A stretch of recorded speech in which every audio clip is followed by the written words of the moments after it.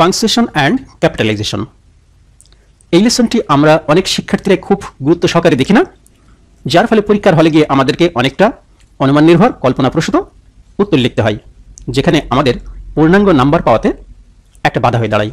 তো আসুন আমরা এই সহজ লেসনটি কেমন করে খুব সহজেই শিখতে পারি সেটা আমরা আজকে চেষ্টা করি। Welcome to Head Star Academy. মনে করুন এই হচ্ছে আমাদের একটি প্রশ্ন। তো এই প্রশ্নটি আছে সরাসরি একটি ডাইরেক্ট ন্যারেশনে। এটি একটি ডাইরেক্ট ন্যারেশন বা প্রত্যক্ষ উক্তি, বাংলা ব্যাকরণে আমরা এটিকে প্রত্যক্ষ উক্তি বলি। এবং একটি ডাইরেক্ট ন্যারেশনের মধ্যে যা যার ব্যবহার থাকে সেগুলো হচ্ছে রিপোর্টিং ভার্ব হিসাবে সেড, সেড টু এবং রিপ্লাইডের ব্যবহার থাকে। তো এখানে কিন্তু আমরা উত্তর লিখব না, আমরা শুধু একটি ডাইরেক্ট ন্যারেশনের সেড, সেড টু এবং রিপ্লাইড থাকলে কি করে আমরা সেইগুলোকে আলাদা করব শুধু সেইটুকু দেখব। তো আসুন আমরা শুরু করে দিই। Mother said to her son, do you know your uncle will visit us today? মা বলল তুমি কি জানো আজকে তোমার আঙ্কেল আমাদেরকে দেখতে আসবে? তো এর মধ্যে এই যে আমরা বলেছি said, said to replied, mother said to her son, এই আমাদের সেড টু। তো সেড যখনই থাকবে তখন তারপর একটা অবজেক্ট থাকতে পারে, সাবজেক্ট তো একটি থাকবেই। তো mother subject, said to her son, said to verb, her son হচ্ছে এটুকু অবজেক্ট। তো এইটুকু আমরা চিহ্নিত করে নিলাম, এটুকু কিন্তু আমার রিপোর্টিং ভার্ব। পরেরটি, do you know your uncle will visit us today? The son replied. খেয়াল করুন আমরা এখানে একটা রিপ্লাইড শব্দ লিখেছি, রিপ্লাইড রিপোর্টিং ভার্ব। তো দ্য সান রিপ্লাইড, এটুকু হচ্ছে আমাদের আরও একটি রিপোর্টিং ভার্ব। তো এটুকু আমরা চিহ্নিত করলাম। পরেরটুকু, yes I know the mother said, মা বললেন। খেয়াল করুন আবার আমরা সেড ভার্বটির ব্যবহার পেয়েছি এখানে। তাহলে দ্য মাদার সেড, এটুকু আমরা আলাদা করে নিলাম। তো আমরা খুব সহজে যখন আমাদের প্রশ্নপত্রটি এরকম একটি ডাইরেক্ট ন্যারেশন হবে, তার যদি আমরা এই রিপোর্টিং ভার্ব অংশটুকু শুধু নির্ধারিত করতে পারি, চিনতে পারি, আপনি মনে করতে পারেন যে আপনার উত্তর লেখা অর্ধেকের বেশি অংশ শেষ হয়েছে। কেমন করে? এইটুকু যখন আমরা চিহ্নিত করলাম তখন আমরা এই অংশগুলো, এই যে সাদা অংশ, এগুলো হচ্ছে আমাদের রিপোর্টেড স্পেস। আপনারা যারা অষ্টম শ্রেণী থেকে দ্বাদশ শ্রেণীর শিক্ষার্থী তারা বুঝতে পারছেন, এটুকু রিপোর্টিং ভার্ব, এটুকু হচ্ছে রিপোর্টেড স্পেস। তো রিপোর্টেড স্পেস সাধারণত কোটেশন মার্কস, যেটাকে আমরা কেউ কেউ ইনভার্টেড কমা বলে থাকি, ইনভার্টেড কমা দিয়ে ঘেরা থাকে। তার সঙ্গে আমরা সেটুকু করে নিই, এই কোটেশন মার্কস দিয়ে আমরা ঘিরে দিই। এই যে আমরা লেসনটি লিখেছি আরেকবার খেয়াল করুন, এই যে ডু থেকে শুরু করে আমি এখানে কোটেশন মার্কস দিয়েছি। এই কোটেশন মার্কস এই যে টুডে এখানে গিয়ে শেষ হয়েছে। দ্বিতীয় অংশ ছিল ইয়েস আই নো, এটুকু আমাদের রিপোর্টেড স্পেস। আমরা আবার এই যে ঘিরে দিয়েছি ইয়েস, ইয়েস এর আগে কোটেশন মার্কস বা ইনভার্টেড কমা, এখানে গিয়ে শেষ। পরেরটুকু ছিল then go to market and buy some sweet meat, এটুকু আমরা ঘিরে দিলাম, এটুকু ঘের। তো এইটুকু ঘেরার পরে আমাদের কিন্তু প্রায় কাজটুকু শেষ হয়ে গিয়েছে। বাকি অংশটুকু আমি না বললেও আপনারা পারেন, তো সেটুকু আমি দেখাবো আপনাদেরকে। তো আমরা প্রথমে কি করলাম, প্রথমে রিপোর্টিং ভার্বটা তার সাবজেক্ট অবজেক্ট সহ আলাদা করে ফেললাম। তিনটা জায়গায় আমরা এগুলো পেয়েছিলাম, আলাদা করেছি। বাকি অংশটুকু আমরা কি করলাম, কোটেশন মার্কস দিয়ে ঘিরে দিলাম। তো আশা করি এই কাজটুকু আমরা সবাই এখন থেকে পারবো, আর আপনি এটুকু পারলে সিংহভাগ কাজ আপনার শেষ হয়েছে। এবার পরেরটুকু কি কি পরিবর্তন হবে সেটি আমি আপনাদের একটি একটি করে দেখাবো, খুব সহজ জিনিস। তো আসুন তাহলে পরের অংশটুকু দেখে নিই আমরা।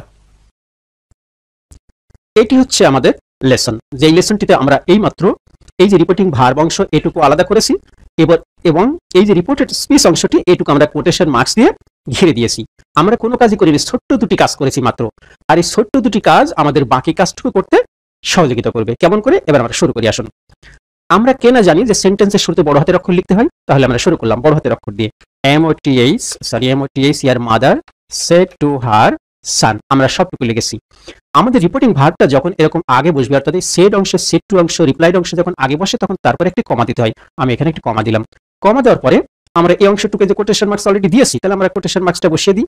কোটেশন মার্কসটা বসিয়ে দিলাম।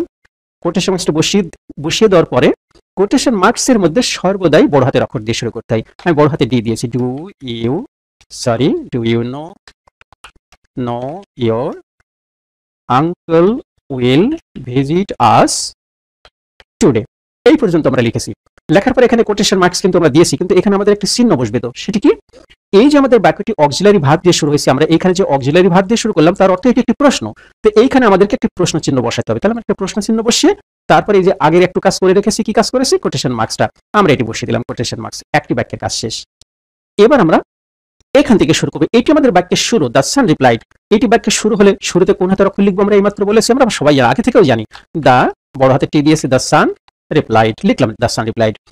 এখন আমাদের এই রিপোর্টিং ভার্বটা, অর্থাৎ এই অংশটি এই যে রিপোর্টেড স্পেস কোটেশন মার্কস দিয়ে ঘেরা এর আগে বসেছে। যখন এই রিপোর্টিং ভার্বটা এই কোটেশন মার্কসের আগে বসবে তখন এখানে একটি কমা হবে। খেয়াল করুন আমি একটি কমা দিলাম। কমা দেওয়ার পরে এই যে কোটেশন মার্কস আমরা এখানে দেওয়াই আছে, কোটেশন মার্কসটা বসিয়ে দিলাম, আগেই দিয়েছি। এবার এটা অবশ্যই বড় হাতের অক্ষর দিয়ে লিখবো আমরা, তো আমি এটা বড় হাতের অক্ষর দিলাম ইয়েস। ইয়েস আর নো যখন বাক্যের শুরুতে বসবে তখন তারপরে কিন্তু একটা কমা হবে, কমা দিলাম। তারপরে টি আসুন আই। আই সর্বদাই যেখানেই বসুক না কেন বাক্যের শুরুতে, মাঝে কিংবা শেষে আমরা সেটি বড় হাতের অক্ষর দিয়ে লিখলাম আই, তারপরে কি লিখলো নো। এখন এখানে গিয়ে বাক্যটা শেষ হয়েছে এবং এটি একটি অ্যাসার্টিভ সেন্টেন্স, যেটি সেন্টেন্স সাবজেক্ট দিয়ে শুরু হয়েছে।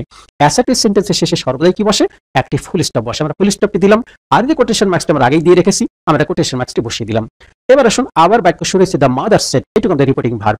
তো মাদার সেড টিটা কোন হাতে দেবো বাক্যের শুরুতে, নিশ্চয়ই আমরা বড় হাতে দেবো। আমরা বড় হাতের টি দিয়ে শুরু করলাম দ্য মাদার সেড। এই যে রিপোর্টিং ভার্ব, এই অংশটি কিন্তু রিপোর্টেড স্পিচের আগে। আমি কি বলেছি, এই যে রিপোর্টিং ভার্বটা যখন রিপোর্টেড স্পিচের আগে হয় তখন সেখানে আমরা একটা কি দিয়েছি, কমা। এবার আমাদের রিপোর্টিং ভার্বটি আগে, তাহলে আমরা এখানে একটি কমা দেবো, কমা দিলাম। কমা দিয়ে আমরা এইখানে যে কোটেশন মার্কসটা দিয়ে রেখেছি, তাহলে এই কোটেশন মার্কসটা এখানে দিলাম, বসিয়ে দিলাম। বসিয়ে দেওয়ার পরে কোটেশন মার্কসের মধ্যে সর্বদাই বড় হাতের অক্ষর, অর্থাৎ আপার কেস দিয়ে বা ব্লক লেটার বা ক্যাপিটাল লেটার, বড় হাতের অক্ষর যেটাই বলুন না কেন সেটা দিয়ে শুরু। আমরা লিখলাম বড় হাতের টি।